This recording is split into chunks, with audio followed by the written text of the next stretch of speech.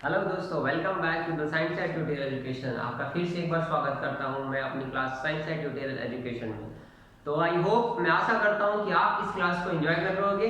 और आज की क्लास में मैं आपको जो टॉपिक पढ़ाने जा रहा हूं उस टॉपिक का नाम है इंटरवल। ठीक है, तो आप आज एक खूबसूरत सा टॉपिक पढ़ने जा रहे हैं सेट के अंदर। उस टॉपिक का नाम है आपका इंटरवल।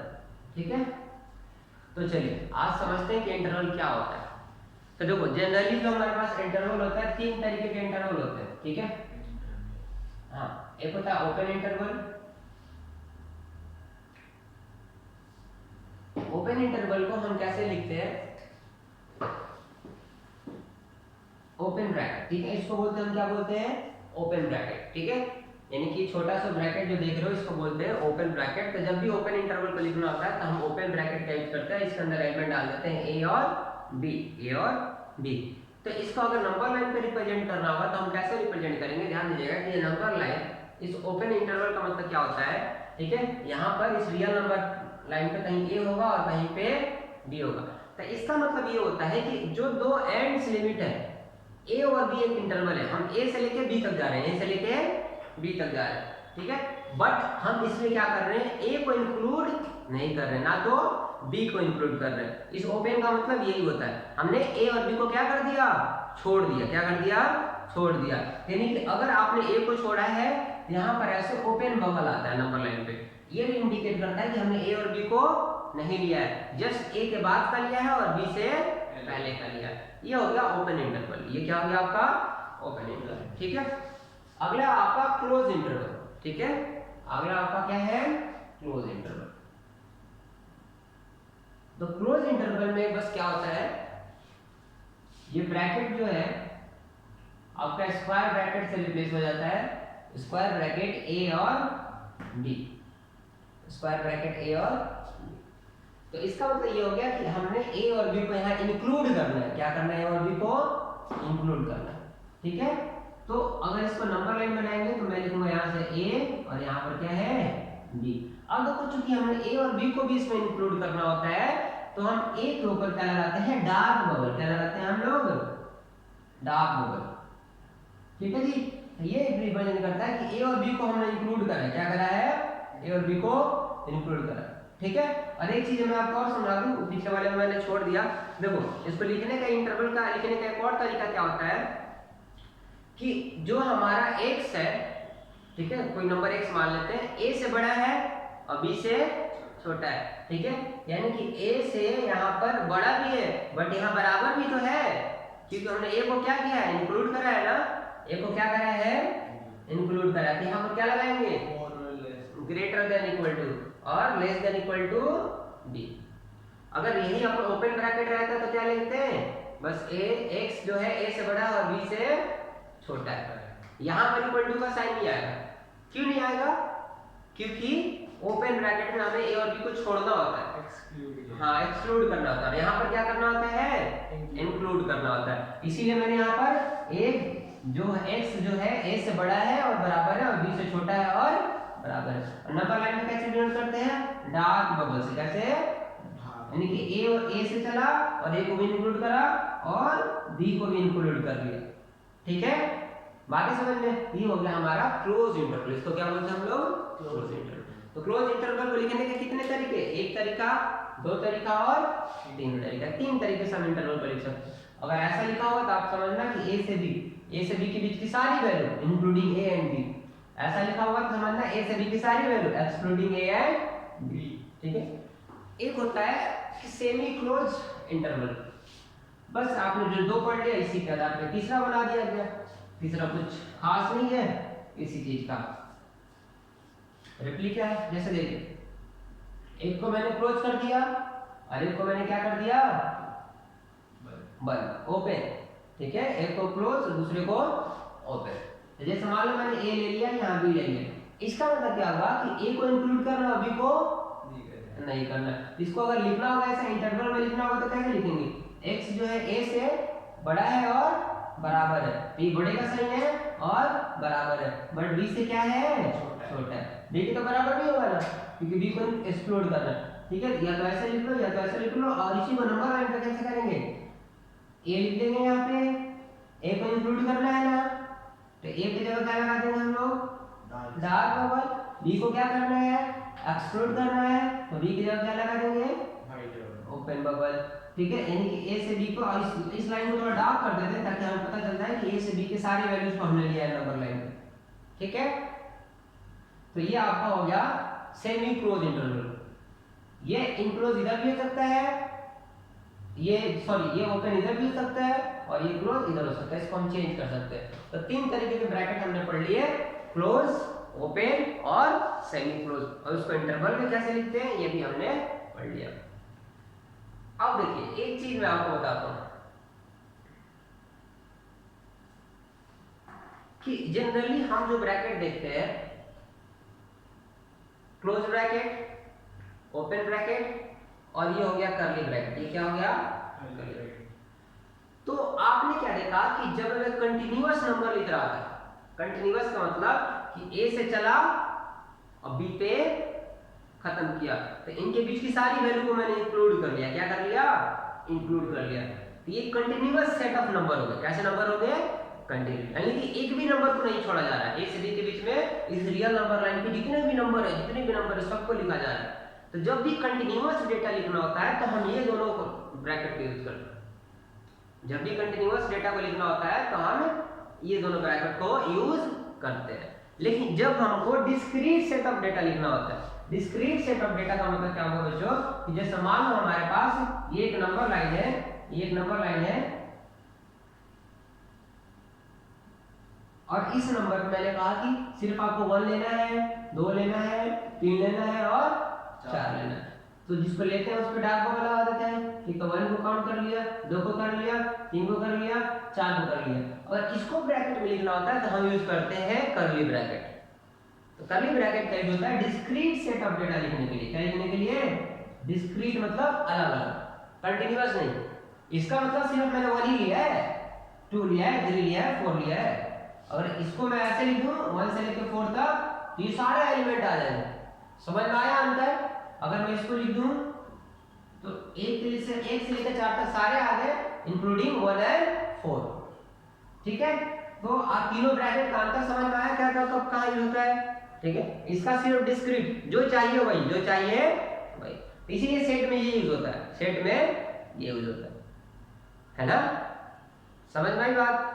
तो चलिए ये 3 इंटरवल पढ़ लेते हैं। अब इस पे कुछ क्वेश्चंस एनसीईआरटी में है, मैं उस क्वेश्चंस को ले लेता हूं। पहला क्वेश्चन कह रहा है क्या आपको write the following as interval, है ना? इंटरवल के तौर पे आपको लिखना है। आसान क्वेश्चन है सारे। लिख रखा है x such that x, question number 5 1.3, question number 5 क्या लिखा हुआ है भाई?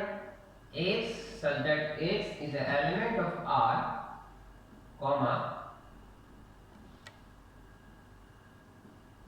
अब देखिए इसका मतलब क्या हुआ? x की वैल्यू -4 से बड़ी है और 6 से छोटा है और इक्वल है। यानी कि अगर इसको नंबर लाइन पे बनाएंगे तो कैसे बनाएंगे? -4 यहाँ लिख देंगे और 6 यहाँ लिख देंगे। -4 को इंक्लूड करना है कि नहीं करना है? करना है -4 को इंक्लूड? नहीं करना है ना। इंक्लूड करने के लिए यहाँ पर साइन आता है इक्वल टू का, यानी कि इसको ओपन लगा देंगे। क्या लगा देंगे? और इस यहाँ से चलेंगे, ऐसे लाइन को डार्क कर दिया और -6 को इंक्लूड करना है 6 को, हाँ करना है। तो 6 को क्या हो जाएगा? डार्क हो जाएगा। अगर इसी को ब्रैकेट में लिखना होगा तो कैसे लिखेंगे? ब्रैकेट, इस पे ओपन ब्रैकेट और इस पे क्लोज ब्रैकेट। बात है समझ में? ठीक है, इसी को नंबर लाइन में रिप्रेजेंट कर दिया और हमने ब्रैकेट के तौर पे लिख लिया। चलिए लिख लीजिए इसको। ठीक है, अगले क्वेश्चन पे आते हैं।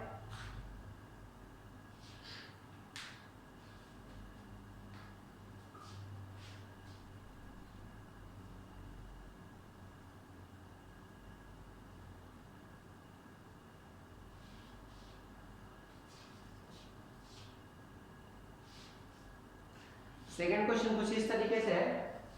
क्वेश्चन नंबर 5 का सेकंड क्वेश्चन है x such that x is an element of real number, और यहाँ पर x की वैल्यू -12 से बड़ी है और लेस देन है आपका -10 से। ठीक है, यहाँ स्टार्ट करेंगे कहाँ से? -12 से स्टार्ट करेंगे। तो -12 यहाँ पर आ गया -12 को इंक्लूड करूं या ना करूं? नहीं करूंगा, क्योंकि यहाँ पर इक्वल टू का साइन नहीं है। यहाँ पर ओपन ब्रैकेट या डार्क बबल, ओपन बबल या डार्क बबल, ओपन बबल। ठीक है, फिर यहाँ से ऐसे चलेंगे, कहाँ तक जाना हमें? -10। हाँ, यहाँ भी आपका ओपन बबल। ठीक है, क्वेश्चन नंबर 3 है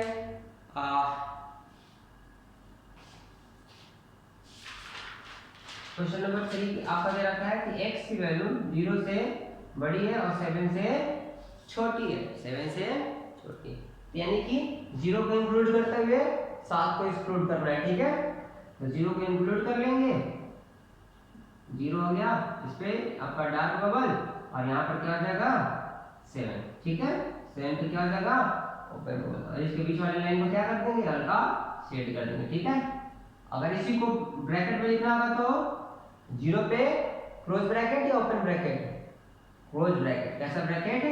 क्लोज ब्रैकेट। ठीक है, 0 इंक्लूड हो गया ना, तो ये क्लोज आ गया, और 7 पे ओपन ब्रैकेट, 7 पे ओपन ब्रैकेट। ठीक है, चलिए नेक्स्ट क्वेश्चन आप कर लेना, आसान सा क्वेश्चन है।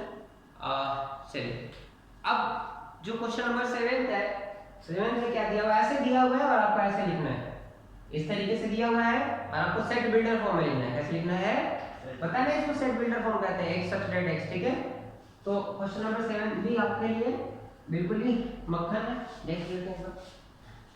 देखो क्वेश्चन नंबर 7 में क्या करना है, मैं 2 सवाल कर दूंगा आपके लिए, बाकी आपका होमवर्क हो जाएगा। पहला क्वेश्चन देखो, -3, 4, तो इसको क्या लिखेंगे, कैसे लिखेंगे, x सब्सट्रैक्ट x है ना, ठीक है, रियल नंबर है।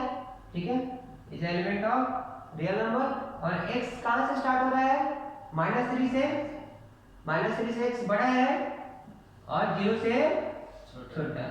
क्या इक्वल टू का साइन आएगा यहाँ पे, आएगा क्या, क्यों आएगा इक्वल टू का साइन?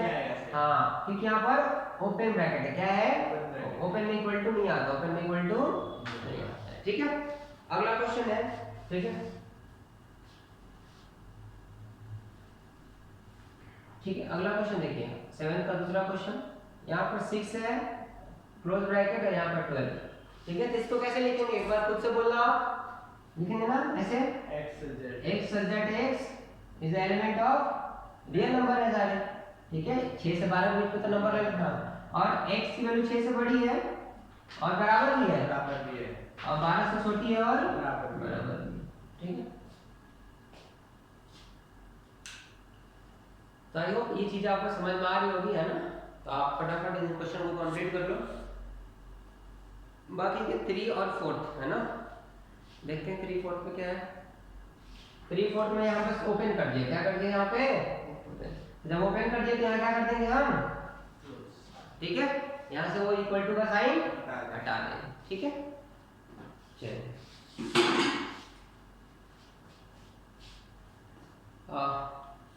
क्वेश्चन नंबर 8 में कह रहा है what universal set would you propose for each of the following. ठीक है, कह रहा है कि आपको यूनिवर्सल सेट बनाना है। यूनिवर्सल सेट का मतलब ये बताया था कि मैंने एक ऐसा सेट बना लो जिसमें वो सारे एलिमेंट्स आ जाए।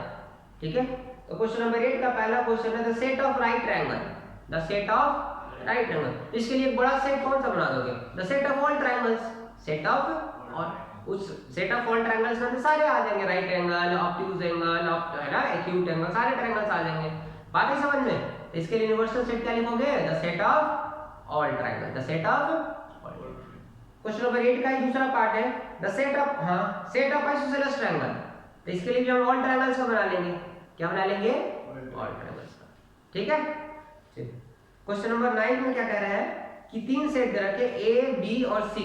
ठीक है, तो आपको बताना है कि कौन इसका यूनिवर्सल सेट हो सकता है और नहीं हो सकता है। जैसे सेट ए के अंदर दे रखा 1 3 5, सेट ए के अंदर क्या दे रखा है 1 3 5। क्वेश्चन नंबर 9 पे हम लास्ट क्वेश्चन पे इस एक्सरसाइज के, तो ए के अंदर दे रखा 1 3 5, बी के अंदर दे रखा आपका 2 4 6, और सी के अंदर दे रखा आपका 0 2 4 6 8। आपको बताना है कि कौन किस इसका यूनिवर्सल सेट हो सकता है क्या। Which of the following may be considered as the universal set for all the 3 set A, B, C। ठीक है, तो पहला 0 1 2 3 4 5 6 ठीक है। अब ये बताइए क्या ये इन तीनों का यूनिवर्सल सेट हो सकता है क्या? ए का तो हो जाएगा ना, बी का भी हो जाएगा, क्या सी का होगा? सी का नहीं होगा, क्यों नहीं होगा? 8 हाँ, ड्यू टू 8 है ना, ये 8 सी के अंदर है बट इसके अंदर नहीं है। यूनिवर्सल सेट ऐसा होता है जो सारे सेट को ले सके अपने अंदर। अगला क्या है? अगला तो फाई है, ये भी तो नहीं होगा, ठीक। तीसरा ऑप्शन में क्या दे रखा है क्या?